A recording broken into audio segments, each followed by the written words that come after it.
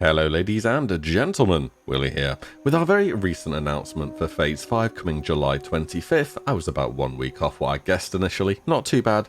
TBC talk is still as prevalent as ever, not to get ahead of ourselves, but I think it brings up some interesting talking points about how whatever we get next is handled. In fact, I've already done some content on what I think will be happening at the end of Classic, and in what way we should transition over to TBC content. And the TLDR is that I think our servers will be progressive and that there will be a static server where you can copy your character over on to continue reliving your classic memories from the next Rammus patch and onwards. But then there is that other point that's often discussed. Would this classic server just be Phase 6 forever? Or at some point down the line, would Blizzard consider relaunching classic servers and giving us that fresh experience of how it all went down all over again? Not only could this happen, but when would be the right time to potentially make fresh servers a possibility? A good few months, if not phases, into TBC's content at least. By that time, people would have had nearly a year or so on Nax Rammus. Nostalgia is one hell of a drug after all, but WoW has proven over time with its packed servers and active player base that the legacy WoW has left behind has been anything but. The main reason why Classic was so insanely min-maxed from the get-go was because of private servers offering players who took a dislike to how retail was going a chance to go back and take part once again in the glory of the good old days, and over time Classic has proven to absolutely be the most popular iteration of the game ever to be ported to the private scene. I often wonder why this is actually, over potentially TBC or even Wrath of the Lich King maybe. Maybe the people who had the dedication to make amazing servers happen were just more interested in building Classic. In any event, leading up to Classic, Blizzard started to go after private servers that were massive, especially the likes of Nostarius, which ended up being forced to close for legal reasons. If anything, the death of the biggest private servers just proved how popular Classic had the potential to be. And back in vanilla itself, well, the game was new, the game was fresh grounds, an emerging MMO, and it was far rougher around the edges than the end product that we have today. There wasn't an understanding of farming gold, leveling, consumables, how a class should be played, PvP metas, optimal raiding comps, and so on.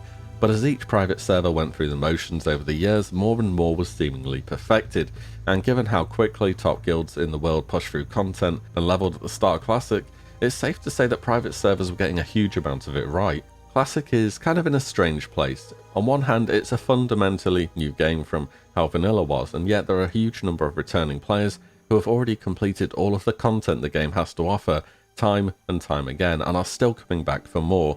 I suppose you could say the same for many different games that are re-releasing nowadays. Tomb Raider, Dark Souls, Skyrim, Demon's Souls, all the Final Fantasy remakes, you get the idea. But then again, these are largely single player experiences, and MMORPG is anything but. What MMORPGs do have that a single player game really cannot is competition, communities, and no predetermined end point. MMORPGs lend themselves heavily to a massive initial hype phase, the planned week off work, wanting to hit level cap in a matter of days, that feeling of just shutting yourself away for a little while and just playing an insane amount. Because as someone working full-time or not at all, it can be kind of hard justifying doing this kind of thing very often. The initial feeling of getting your first rare item, hitting your first dungeon up, getting your first mount, being out in the open world, actively looking to trade to buy a wand or a couple bags. You just hear about that kind of thing now and think, yeah, it was pretty good, wasn't it? Maybe it would be fun to spend a while doing that again at some point. And I think at some point, after having had our static Phase 6 server for some time,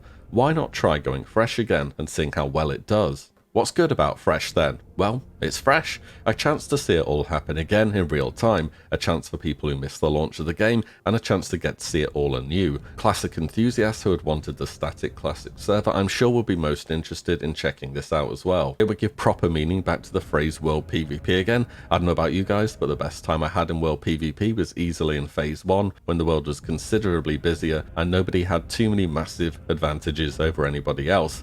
There was layering that made it worse at the time, but I imagine on a fresh start there wouldn't be layers hopefully, so that's another thing potentially to look forwards to. And a lot of people did take issue with layers back at the start of Classic, which I get, but it was a necessary evil in my opinion, otherwise the game would have just been straight unplayable for too many people. Fresh start servers with no layers would be a big positive for sure. Finally, it keeps the Classic legacy alive. Without fresh, players will gradually fall away from the static server over time till it's just a bare bones crew of people who just avidly don't want to move on but also don't want to play private servers. Fresh stops it from fading into the background and keeps people who would otherwise look into moving back to private servers from doing so. What's bad about Fresh then? Not too much, in all honesty. The main thing would be if and when it happened, the current classic server would basically die overnight. Even though you have your full tier 3 mage with Atiesh, it'll just be a relic that you can log in and stare at occasionally, and you just log into a new mage on that Fresh server and do it all again. Maybe people want that though. Maybe this is just the fate of an MMO which has a determined end date for content. Those are my thoughts as to the good and the bad of Fresh servers. Now for the grey areas, I'll call them, all of which pose far larger questions, which I think are way more important than sort of just being, is it good or bad? How do Blizzard do things differently this time around? How many servers? Are language-specific servers a thing? Would there be enough interest for each server type? PvP, PvE, RP, RP, PvP? I'm sure I can say yes for PvP. As for the others, not entirely sure. I think if Blizzard could promise no layering, PvP servers would be booming from the get-go though. Fresh servers will just surely aim to play the classic timeline through again, so how long do they last then? Because in 2 or 3 years time, we are back around to where we would have been when the first Fresh servers initially released. Now we have the original classic that will be mega dead, and once Fresh 2 comes out, Fresh 1 is gonna die too. That's how private servers go. It's always hype for the next big Fresh server. Everyone rushes in, destroys the content in a matter of weeks or months, and then leaves again on raid logs from then onwards. And well, there's no arena in Classic or daily work to speak of, so that's what I'd fully expect to be the case. How do you deal with all these servers of mega progressed and geared characters who could have hundreds and hundreds of days play potentially?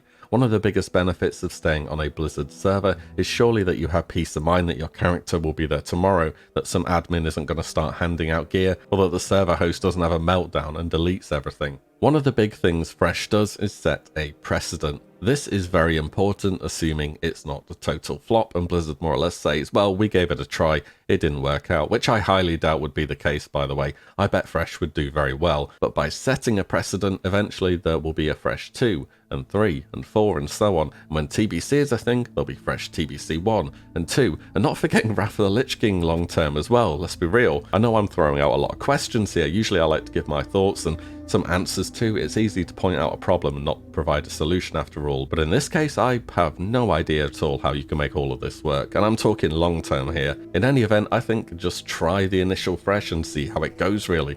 I suppose nothing has to be set in stone until we can see how it all plays out again, and exactly how it will unfold will only really happen once Blizzard says fine, we'll give it a go. But this leaves me with one final concern, a bigger one than everything so far.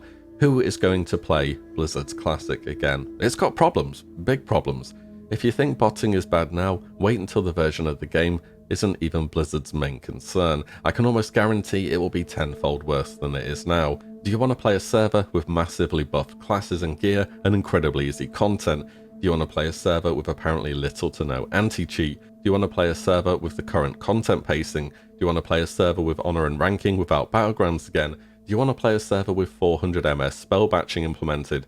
No, no, no, no, and no. As mentioned earlier, the real advantage of a Blizzard server is that your character is always going to be there. There is no admin abuse or anything like that. From a gameplay point of view though, it's not doing so hot. I think Fresh would attract a good audience on release, but it would drop off very sharply. Not to say that it should attempt to cater to the kind of person who is mega hardcore or who would seek out private servers, but honestly, regardless of what you do, that's going to be quite a large population of your players returning if Fresh did happen. I think in order to maintain a good, healthy, long-term population, you could straight up put changes into certain areas of the game to make it a little different this time around. Look at the content pacing and see whether certain parts need to come earlier or later, or even in a different order perhaps. The content really needs a buff. If we are playing on 1.12 with how powerful our classes are, just buff the content.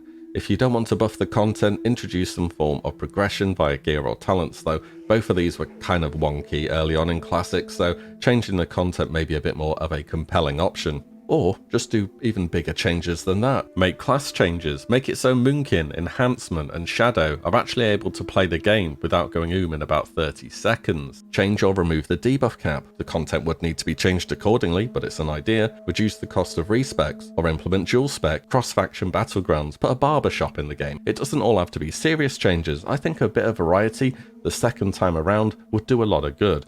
And yes, these are just some ideas, some are for sure a bit more severe than others, but I think you can alter the game and keep the spirit of Classic alive at the same time. I'm actually quite hopeful Classic does go fresh if we get a separate server once TBC is out, and I'm looking forward to seeing how it may be done, because it's not going to be all that simple to plan out in the long term. Anyways, what do you think about all this hopeful for fresh, or is one time background Classic enough for you? You can hit me up below, and I'll see you in the next video very soon. If you like what you see, give the video a like and subscribe, as there'll be plenty more to come. Take care guys, and I'll see you all in the next one.